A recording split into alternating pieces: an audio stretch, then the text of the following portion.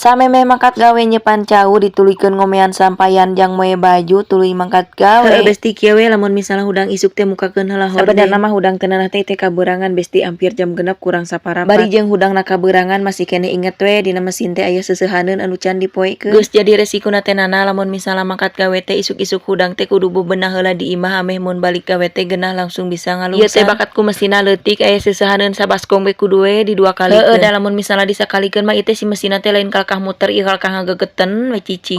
Besti prosesnya seunah mah tadi ku teh nana teu ka video da asaan teh dipencet padahal mah henteu.